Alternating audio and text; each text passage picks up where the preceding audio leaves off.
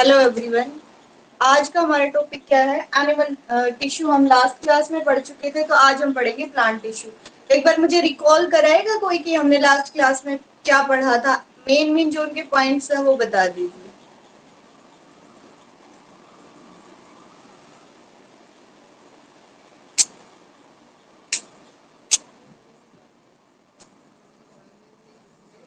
बता सकते हैं क्या कोई? हेडिंग्स कि एनिमल टिश्यू को हमने कितने क्लासेस में क्लासिफाई किया था? Epithelial tissue, connective tissue, muscular tissue, nerve tissue. Nervous tissue 4 में डिवाइड किया था। एपिथेलियल, कनेक्टिव, मस्कुलर और नर्वस, है ना? एपिथेलियल में हमने क्या पढ़ा था?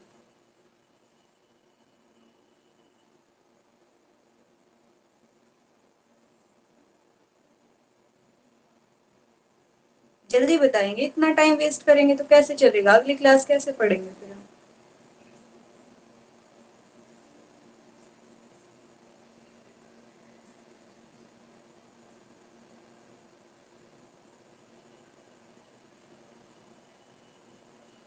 एपिथेलियल में हमने क्या पढ़ा था? स्क्वैमस नाम का कुछ सुना था? भाई कैमरा ऑन कर लो, थोड़ा पार्टिसिपेट करोगे तो मुझे भी पढ़ाने में मजा आएगा।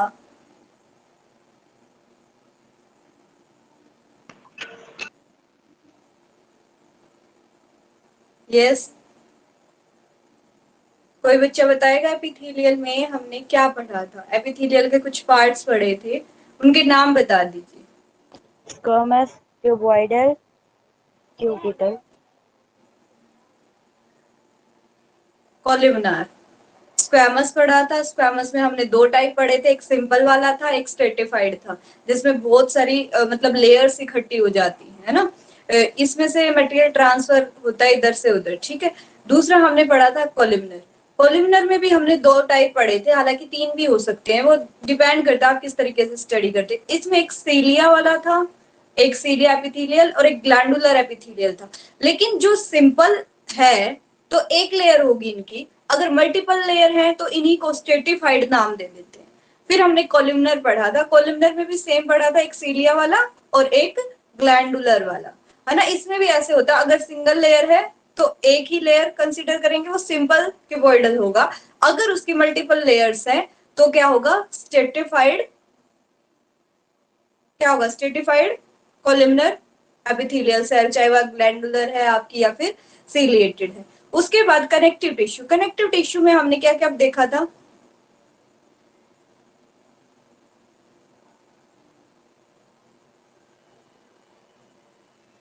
अगर मैं इतना टाइम वेट करूंगी तो वेट में ही टाइम निकल जाएगा। बेटा जल्दी जल्दी रिस्पॉन्ड करें।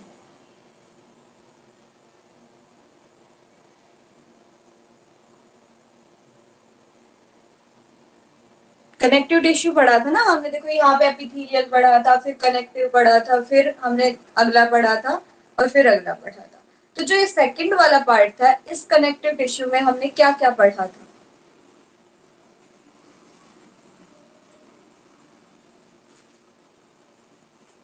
एरेोलर, एडिपोस और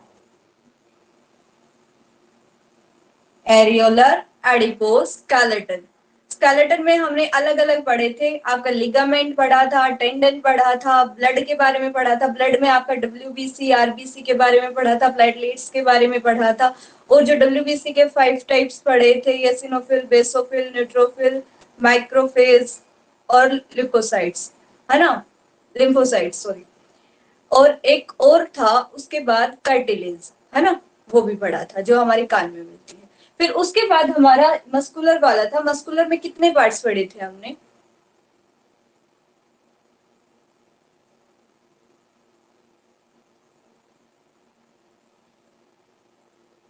बेटा जल्दी बताएंगे।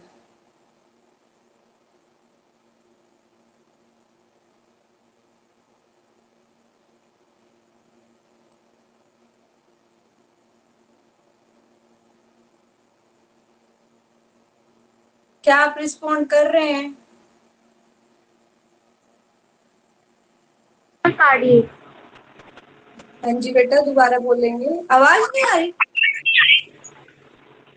Ma'am striated muscular tissue, smooth muscular tissue और कार्डियक मस्कुलर टिश्यू। हाँ, स्टेटेड, नॉन स्टेटेड और कार्डियक, है ना। वॉलेंट्री इनवॉलेंट्री करके भी इनको नाम दिया गया था।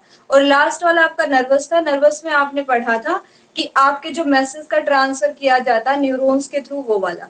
ठीक है, अब उसके बाद जो हम आज पढ़ रहे हैं वो प्लांट टिश्यू। देखो आप है ना, क्लासेस कितनी भी ले लो, कहीं से भी ले लो, चाहे आपका ट्यूशन हो, स्कूल हो या एक्स्ट्रा क्लासेस हो, किसी भी मीडियम से ले लो, लेकिन अगर आप उन चीजों को रिवाइज नहीं करते तो कोई फायदा नहीं है। अगर आप अच्छे से रिवाइज करते तो एक बार में पढ़ना बेनिफिशियल है ना। तो ये तो आपकी रिवीजन क्लासेस है, तो थोड़ा पुरानी चीजों को एक बार ब्रश अप करके आया करो, ठीक है। अभी न्यू स्टूडेंट इस टाइम रिक्वेस्ट भेजेंगे क्लास के बीच में, तो हमारी क्लास डिस्टर्ब होगी भाई, पहले भेजना चाहिए था। चलो ठीक है, अब हम आगे शुरू कर रहे हैं।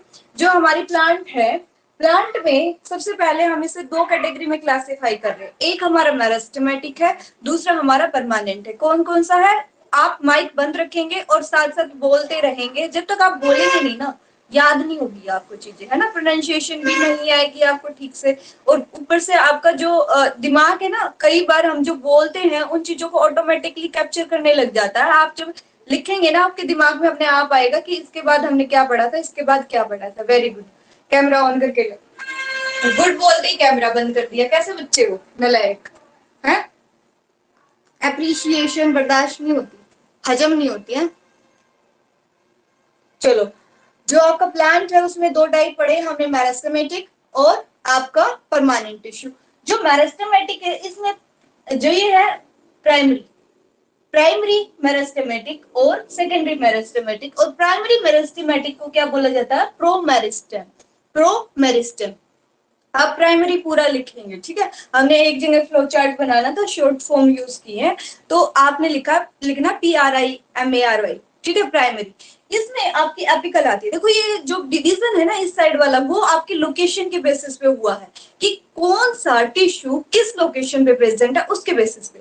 सबसे पहली बात, जो प्राइमरी होगा, सबसे पहली बार डिवीजन होगा, या तो वो ऊपर की तरफ बढ़ेगी कोई चीज या फिर नीचे की तरफ बढ़ेगी।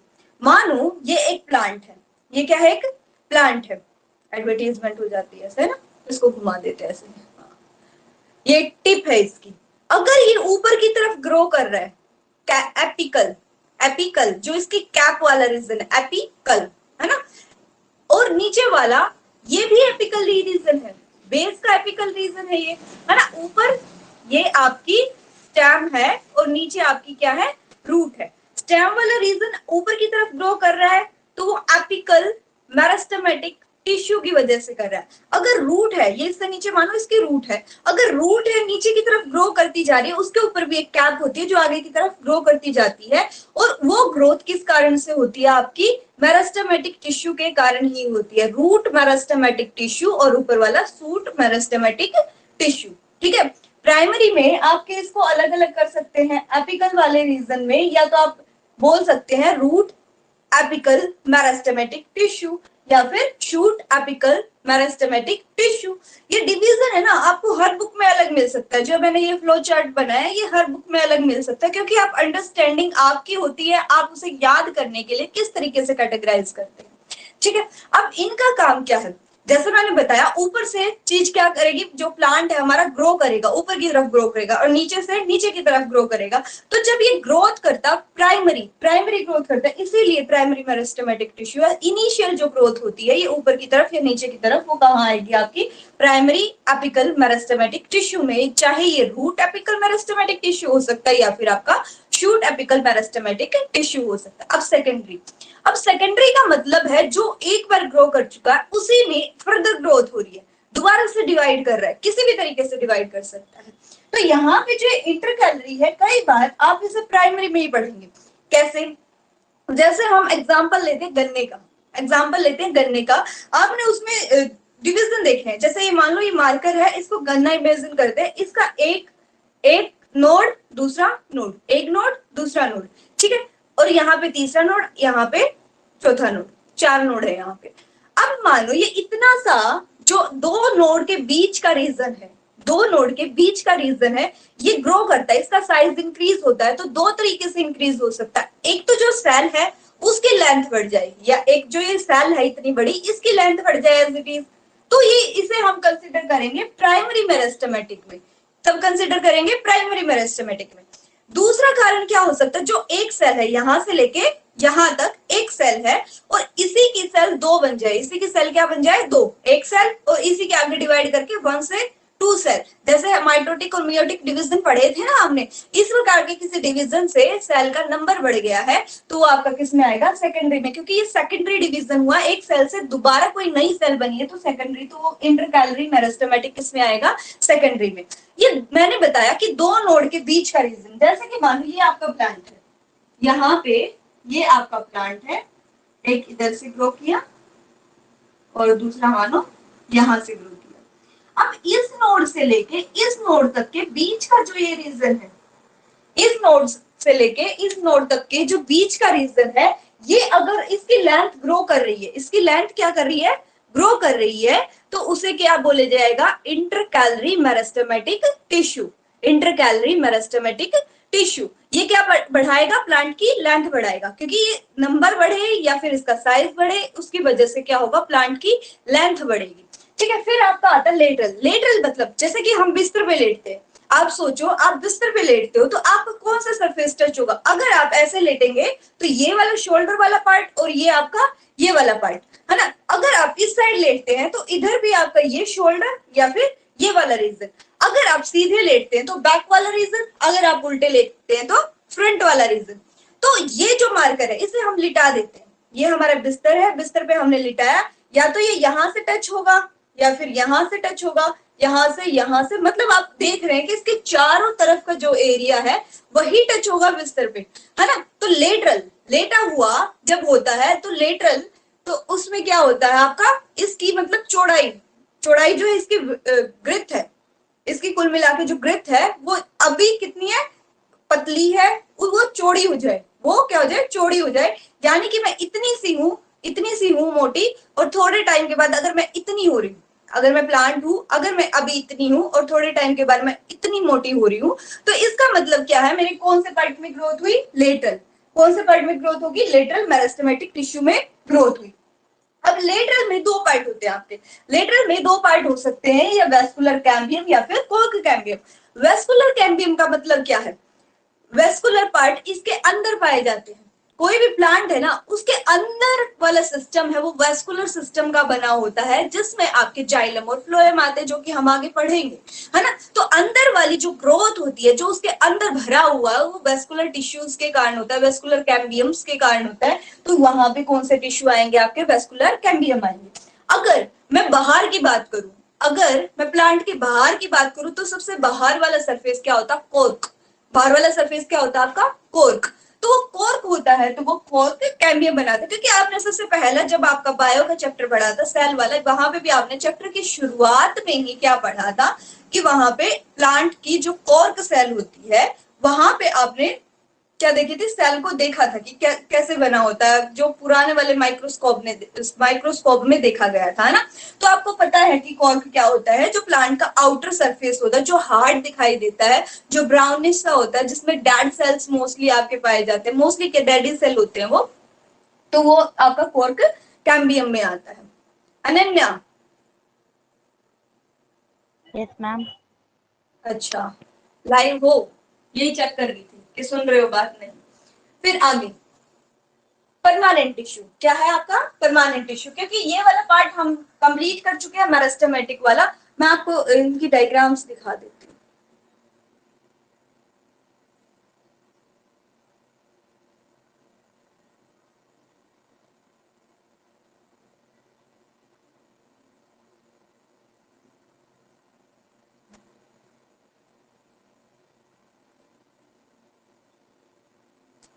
देखो यहाँ पे आपको दिखाया गया, एक बार मुझे ये बताओ आपको कलर दिखाई दे रहे हैं अभी, नो मैम। कलर्स नहीं दिखाई दे रहे अब, अभी भी नहीं No, दिख रहा, ma'am. ग्रीन ग्रीन दिख रहा है थोड़ा बहुत। ग्रीन ग्रीन दिख रहा है। आई डोंट नो यहाँ पे इशू क्या है। चलो ठीक है, इसको मैं कल कंसल्ट करती हूँ एप्लीकेशन वालों से। अभी देखो यहाँ पे क्या है, प्राइमरी ग्रोथ टिश्यू है, देख प्राइमरी है ना, यहाँ पे दूसरा दिखाया गया आपको सेकेंडरी, ठीक है। प्राइमरी और सेकेंडरी, अब देखो यहाँ पे जो एपिकल मेरिस्टेमेटिक मतलब ऊपर वाले रीजन पे है, और सेकेंडरी क्या है, लेटरल साइड भी दिखाया गया। सेकेंडरी कहाँ दिखाया गया आपका, लेटरल साइड पे दिखाया गया है ना। तो ये पहले वाला जो टिश्यू है प्राइमरी वाला है, ये क्या करता है, इंक्रीज करता है स्टेम की या फिर रूट की लेंथ को। क्या करता है, प्राइमरी स्टेम की और रूट की लेंथ को क्या करता है, इंक्रीज करता है। जबकि जो ये सेकेंडरी वाला है ये इंक्रीज करता है स्टेम को। अगर मान लो इंटर कैलोरी है तो वो स्टेम को इंक्रीज करेगा, या फिर इसके डायमीटर को, रूट के डायमीटर को क्या करेगा, इंक्रीज। और ये यहाँ पे मेंशन नहीं है, स्टेम के डायमीटर को भी क्या करता है, ये इंक्रीज करता है। देखो यहाँ पे ना कैम्बियम जो मैं अभी बोल रही थी आपको दिखाया गया, देखो ये वेस्कुलर कैम्बियम जो ग्रीन पार्ट है, इसके अंदर वाला जो ये यहाँ पे कोई रीजन है ना, ये वेस्कुलर कैम्बियम है। जबकि ये बाहर जो आपको ये दिखाई दे रहा है, ये थोड़ा डार्क कलर का, ये आपका क्या है, कॉर्क कैम्बियम है। आपको वेस्कुलर कैम्बियम अंदर दिखाई देता है, जिसकी वजह से ग्रिथ होती है प्लांट की, और बाहर वाला सरफेस है ये आपका क्या है, कॉर्क कैम्बियम है। जो ये आपको दिखाई दे रहा बाहर वाला, ये कॉर्क कैम्बियम है आपका, और ये दूसरा जो अंदर वाले रीजन में है, ये आपका क्या है, वेस्कुलर कैम्बियम दिखाया गया है। ठीक है, अभी मैं आपको दूसरा दिखाती हूँ।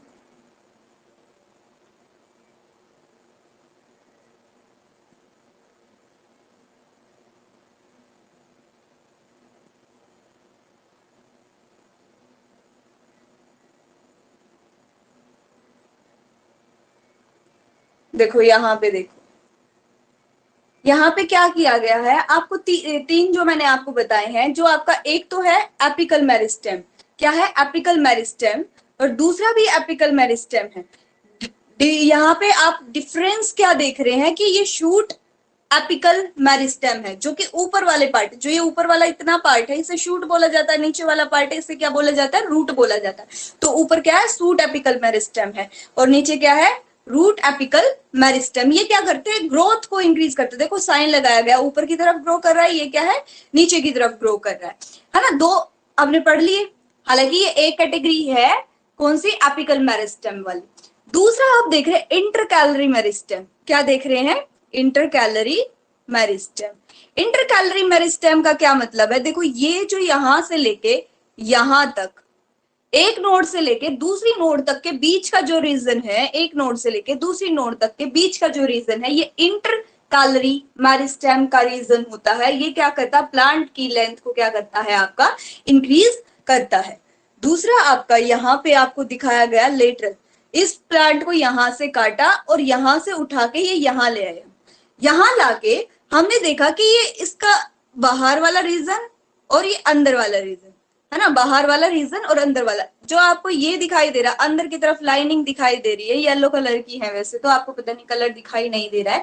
अंदर की तरफ जो मार्जिन दिखाई दे रहे हैं, ये क्या करते हैं, इसकी ग्रोथ को इंक्रीज करते हैं, इस साइड भी बढ़ाते हैं, इसको इस साइड भी बढ़ाते हैं, आगे की तरफ भी मोटा करते हैं और पीछे की तरफ भी मोटा करते हैं। इसे 3D पिक्चर इमेजिन करना कि चारों डायरेक्शन में वो सर्कुलर क्या करता है, उसकी ग्रोथ बढ़ रही है। वो किसके कारण बढ़ रही है, आपकी लेटरल मेरिस्टेम के कारण बढ़ रही है। किसके कारण बढ़ रही है, आपकी लेटरल मेरिस्टेम के कारण बढ़ रही है। या क्या आपको ये पिक्चर क्लियर हो गई है? Yes ma'am. चलो तो आगे चलते हैं, एंड करते हैं इस पिक्चर को।